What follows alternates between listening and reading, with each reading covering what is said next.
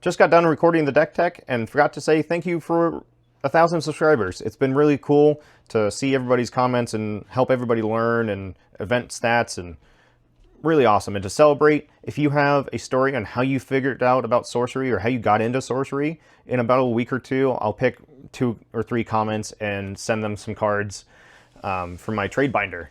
It's got some alpha foils, some alpha cards, some other stuff. So if you have a story on how you got into sorcery, I'll send you some cards. So thank you. Enjoy the video. Hello everybody, welcome back. SCG Con Baltimore just happened and 6 of the top 8 were Druid, and I think I've got a pretty good list and a pretty good core idea for against Druid. It does have some weaknesses to aggro and Battle Mage, weirdly, but it's very, very strong into Druid, and it is Earthfire Sorcerer. It's a bigger list than Fury Road. Fury Road wants to get to 5 and start to double draw. This wants to get to 6 as consistently as possible and then starting to double draw. Main 6 drop here is Infernal Legion. If I double draw into Sorcerer or into Infernal Legion, I want to play it the turn I draw it. I don't want to have to wait a turn. So we'll get into it. And this is just going to be a rambling deck tech video. Numbers in this list are a little flexible, but I think the idea of lots of deserts and lots of ordinaries sites is very strong. But we've got 2 cores. They are great in Sorcerer. They double drawing into it is okay. Like it's ramp. A turn 1 core with Sorcerer, especially this bigger list, is very, very good. And then Ringer Morgan, because why not? Hard to argue against that, especially a Sorcerer where you want to double spell as your thing you're doing, even walking up a spot to remove tawnies and what have you. But the reason this list is so good into tawny is because it has so many incidental ways to remove tawny. And I said into tawny, into Druid, because it has incidental ways to remove tawny.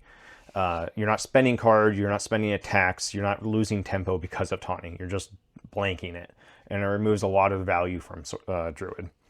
And then 2 trinkets. 2 trinkets I think is good enough. The Sorcerer list, I regularly go down to like 30 spells left. It kind of grinds out value, and so you're probably going to see a trinket, and seeing 3 trinkets as Sorcerer just kind of hurts. You don't have tawny all the time to... you don't have a minion all the time to give it to, unlike Druid, who has tawny all the time. So if you draw all 3 trinkets, you can always have something to do with them. So to the value point of this Sorcerer list is 4 Kettle Tops. 4 Kettle Tops are really strong. I think Kettle Top is like, I don't know, 3rd best spell in AL. Goes Ring, Morgana, Kettle Top. It is so good. If this thing dies immediately, who cares? You draw a card. If this thing deals 4 mana or 4 damage and then dies, great. You dealt 4 and then you drew a sight. If this thing trades or blocks, even better. Then you save damage. And a lot of the issues with this list, not issues, but one of the hard things about this list is that hyper aggro strategy. And just buying an extra turn or 2 can be really helpful to like help stabilize. Got 2 War Horses. It's just a good aggro minion. It can help move you over 1. Like Sorcerer is kind of static, so if you're like happen to get to 7 mana throughout the game of 2 cores and 5 sites, like you can do a Warhorse plus a Poison Nova stuff. You can chain those double spells together. A couple more 2 drops. We got 3 Vile Imps. This could be 4. It's just hard to say with numbers. I feel like I wanted to save some slots for some bigger, beefier minions to kind of like go bigger than the aggro stuff. So 3 Vile Imps feels good to me. Jihad. Now I did say this is not Fury Road, but that does have Fury Road draws where you can go turn 2 Jihad into Vile Imp, into Kobold, into Petrojan Cavalry, and kind of just like suffocate your opponent. You can do that. It's not the main strategy of this list, but you can do that. We got a Dispel. I've been talking to some people where a second Dispel might feel good. Depends on what you see in your meta, I guess. If you see a lot of auras and artifacts to get rid of, a second one might feel pretty good. Maybe you play against a lot of Enchantress. Again, numbers can be tweaked. I've got 2 Common Senses. They could be a third. I like minions, and as this style of list kind of grinds out value, I usually see at least one of these in the games I play. So, and that's all I really want to see.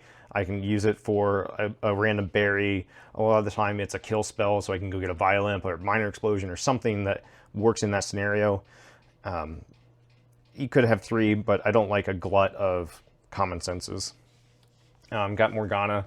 Morgana is gotten a little nerfed since the stealth change, but playing her on 3, casting things on 4, also late game to refill, like, and you can start drawing spells again, and casting from Morgana is really strong. She also has stealth, so like a Morgana plus Trinket plus Grim Disarm, that's 8 damage. Like, there's stuff you can do with her other than just roll spells.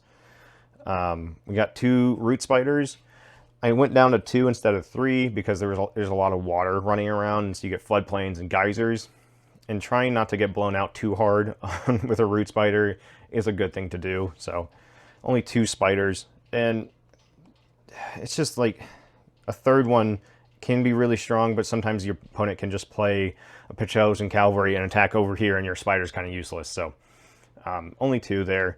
The 3-drop I'm not a huge fan of is Slumbering Giantess. Like, yeah, 5 toughness is really strong, and it's really good if you go core into Giantess on 2. Then she's online and ready to go at 3. Sometimes you just need a blocker, and sometimes you can't play her and a sight and wake her up in the same turn. She just makes turn sequences a little awkward.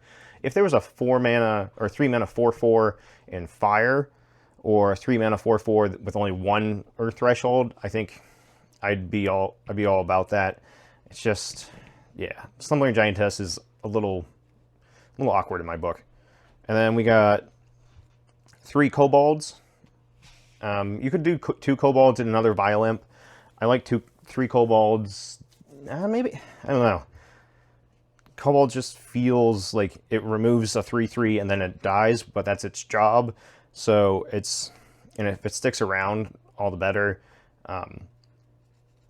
Yeah, it's hard to say. Maybe a 4th Violent instead of a 3rd Kobold. But again, kind of a work in progress, but it's still very good against Druid. We got 2 Grimm's Curse Arms. I don't like Grims in really low-end lists because you're paying 3 mana to deal an extra 3 if you put it on 3/3. You kind of want it on 4 or 5 or higher. If you're swarming the board with like Tawny, Imps, Cobalt, like, and you have 3 minions on board, I think Mask of Mayhem is probably better. It's just I like Grims in beefier minion lists. I've got 2 berries, so a Common Sense target. You draw into 1, and you can Common Sense for the other. And if you need more than 2 berries, you use something else. Berries are pretty strong for tempo stuff. If you're on the play and you're just like, play a thing, they play a thing, bury your thing, attack, I'm now winning. Like, that's the sequence you want to see. Minor Explosion is a kill spell. It also kills a flipped Druid with Bruin. Well, it doesn't kill him. It kills the Bruin because it deals 6 to Bruin. So Minor Explosion is really good against Druid. And then we'll go into 4-drop minions. We have 2 Monstrous Lions. Monstrous Lion fell out a little bit of favor in the early AL stuff just because it couldn't attack sites, but with so many must-remove threats, Monstrous Lion plus Desert, Monstrous Lion plus Trinket, or 2, you can deal up to 6, like, it can be really strong, and then it just leaves this minion on board that maybe can do something in the future, kind of like Kettle where it can just linger and do things. It's kind of a sneaky minion. And then we have 2 Siege Giants. Again, this is like the beefier side of the list. I've been very impressed with Siege Giant. The power of Charge and Red right now is it gets immediate value. Even Warhorse gets immediate value even if you just play it and move over a square. That's value. That's why we see so much Charge doing so well. You have to outvalue Charge, and you have to outvalue Druid. So when you put those two things together, it gets kind of hard to deal with. But Siege Giant comes down, does something immediately. Even if it just comes down and throws a Morgana to a better spot, or comes down and throws a Kobold or myself, or does something, and then it has this 4-power beater that they have to deal with. And if they don't, I'm putting in Grim Gasserma on it and hitting them for 8. Like, it's very strong. I wish I had a couple good more 4-drops. But other 4-drops we have are 3 Saracen Raiders. These are, for the low cost of 1 extra threshold, you get a Summoning Sphere stapled onto your Praetorian Cavalry. It can't be understated how good that is. It just bypasses so many defensive sites. It's a kill spell. Raiders plus a trinket can kill basically anything. Flip Bruin. Like, Saracen Raiders are a very strong minion just by the pure utility of them. And then the other 4-drops we have here is the Great Famine. The Great Famine is a really strong area denial card. If you're playing against a lot of Charge and you're feeling like you're getting swarmed, a core into Great Famine, or even Great Famine on 4, and you play your front 2 sites and you play it here, and you play back left or back right, depending on where you play this, they can't attack for 2 turns unless they want to lose minions. Great Famine is a great board control card, and still doesn't get played enough. I think it's played in most fire lists now, but it's still a very good card. 2 Infiltrates. 2 Infiltrates are blowout cards. If your opponent flipped Bruin is at door, you play Infiltrate, and their protection's gone. They play a Coruscant Kobolds or a, what do you call it? Redcap Poweries. Like, those things can kill themselves. I know it's 4 mana, but like, it's removing a thing. If they play a big beater, like Infernal Legion or whatever, and infiltrate it or what have you, like, Infiltrate can be really strong. And then if you have Grim on your turn, you can swing for 8 unblockable with stealth. Like, Infiltrate's such a blowout. Earthquake. Earthquakes are huge cards. These are basically kill spells in a removal spell, or like when they're at door, you can use Earthquake to kill them. Move them and attack them with your avatar. You can set up great turns with Earthquake. A lot of people are still playing the 3-colored castle lands, and turning those off is really strong. Other 5-drops we got here are a Lava Flow and a Poison Nova. This could be 2 Lava Flows, this could be 2 Poison Novas, this could be 3, and any combination of them. Depends on your local meta. If you're an Earthfire Druid, I think you go 2 Lava Flows. It's so good. Killing root spiders and dealing damage, and it's a kill spell when they're at door. It's just it's a really strong removal spell. We got Theus. Theus is not a minion in my book. It's an effect that's on a minion. Theus on 5, and you can empty your hand, and they can't really do much, and you can kind of mess them up. Theus is a bit of a double-edged sword. Don't play this when you have Poison Nova in hand or an Earthquake in hand, where they can get like a 2-for-1 out of you. Like, if you have 2 minions on board and they spend a card to kill all your stuff, like, you're down so much. Be careful with Theus. Theus can lose you the game. And when your opponent plays Theus, you can really mess them up if they play it too early. So be careful with Theus, everybody. Then we have 2 Manticores. Manticores, we'll talk about replacements here in a second, but Manticores could be Phoenix. Like, it's the best thing about Manticore. I think Duo said it best, is if they have a vampire, they can't grapple shot into your Manticore and just kill it. And having more beef is really strong. Playing this on 4 off of a core is really good. Like, it's a 5-power flyer that has some upside, and that's what it is, and it does a decent job at that. Going into Gothic, I'd be looking to replace this with something a little more impactful. This is just play a 5/5 and pass a lot of the time, and that's just not good enough a lot of the time. But what is a really good minion are 2 Infernal Legions. These things are nuts. You play them against aggro, and you can kill 2 minions. It helps turn the tide in a lot of cases. If they can't deal with it, they're just dead. Like, I've loved Infernal Legion since Alpha Beta, but enough about that. Some replacements you can add. You can do, I've seen some people play Ignis Rex as another big beater, and you can discard a card and deal 3, so it's kind of like Infernal Legion. And it's airborne, so it's harder to remove, and it's immune to fire damage, so it's harder for your aggro decks to play. Ignis Rex could be really useful in a bigger sorcerer list where you're getting to 6 and sometimes 7 off of a core. So Ignis Rex could be a good add. We'll go down the list here. I mentioned it earlier. Ascalon Phoenix, the immune to fire damage can be just blows out aggro card decks. You play this and they can't remove it, so it's infiltrate or bust, really. Phoenix could be Manticore. Phoenix could be Saracen Raiders, or like or a Monstrous Lion. Phoenix can be really strong if you're expecting a lot of charge.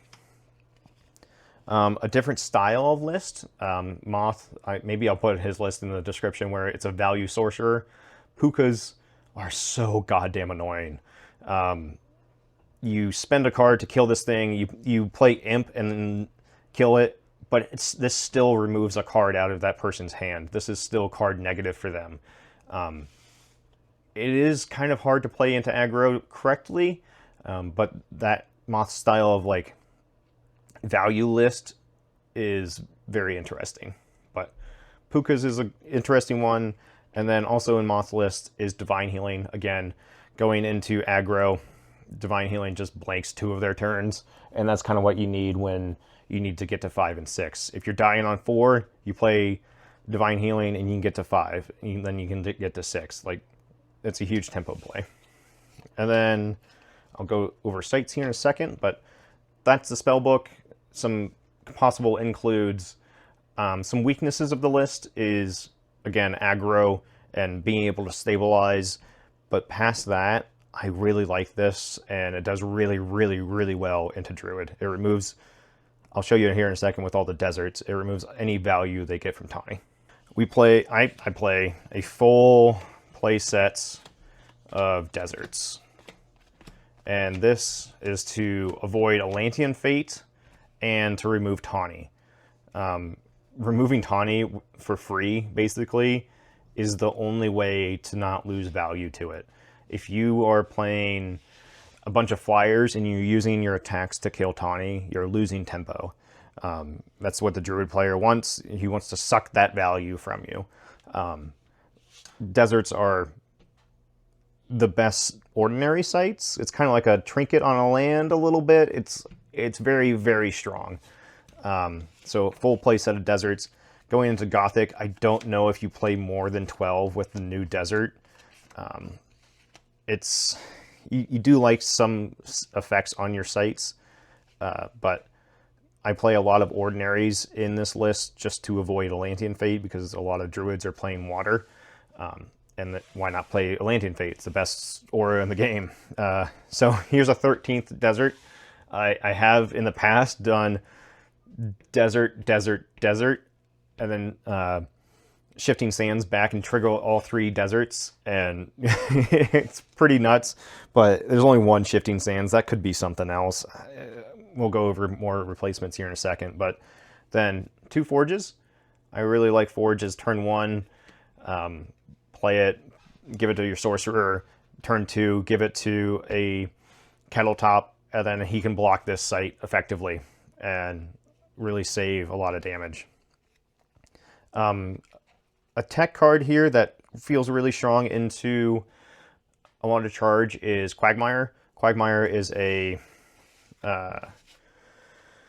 one-turn Pebbles path in my head now. It used to be really, really strong. Don't get me wrong. Before the immobile change, it was very, very good. But Quagmires are such a pain in the ass for your opponent if they're playing charge. And then also, it doesn't really affect your charge minions a whole lot. So, like, you play Quagmire pass, they play something and get stuck, and then you can play your charge minions into it, and you can kind of use Quagmire as this bait them out to play more things. Quagmire is good. I'm not a huge fan of Hunter's Lodge. It's in here because it's an ordinary site, and getting to remove your opponent's infiltrated stealth token that they use to remove your Infernal Legion or something can be really good. Hunter's Lodge could be another one of these replacement sites here in a second, but it's here or there. 3 steps, just threshold fixing. You really want to get 1 Earth Threshold early. If I don't see an Earth Threshold in my opening 3, mulligan all 3 and look for an Earth. Not having an Earth means a lot of like clunky turns. And then we have 2 Rift Valleys. Rift Valleys are really strong just because it's like a summoning sphere on a land. It can break apart a defensive site. Rift Valleys are really good. And then we've got 2 Valley of Delight, more threshold fixing. And then a Mirror Realm. Sometimes this is a desert. Sometimes this is a Quagmire. Sometimes this is a step for another threshold. Like, this is whatever it needs to be. Sometimes I've copied my opponent's Babbling Brooks and thrown them for a loop. Or copied their Babbling Brook and played my Summoner Giantess to wake her up on the next turn. Like, Mirror Realm is very flexible. And also, if I copy an Ordinary, it doesn't die to Atlantean Fate. And then Smokestacks, I'm not a huge fan of Smokestacks just because it messes with my sites too. Like, it could mess with my deserts, and I could use a desert for something. Smokestacks can be very strong, but it's also very dangerous. So I like playing it not centered, but off to 1. Then that side is smokestacked, and I can use my effects if I need it on my left side.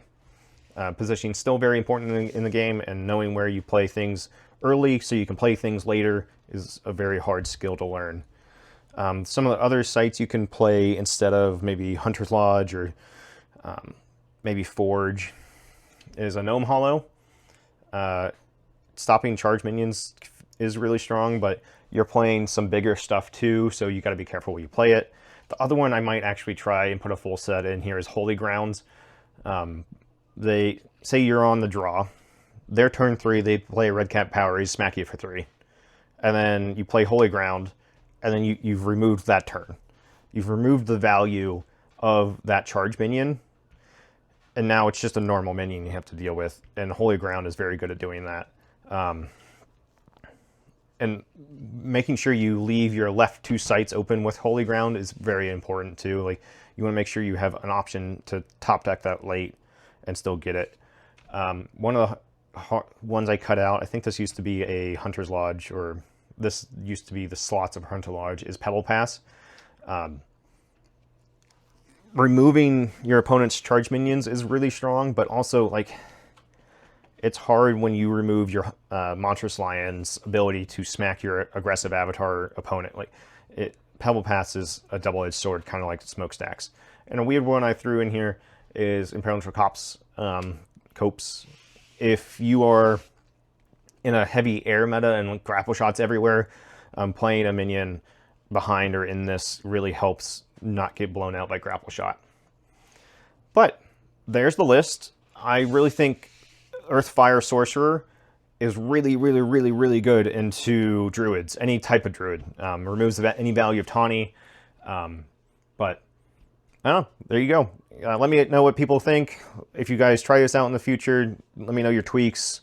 Like I said, I'm going to try out Holy Grounds to help bridge the gap from turn 4, 5 to get to 6 and 7.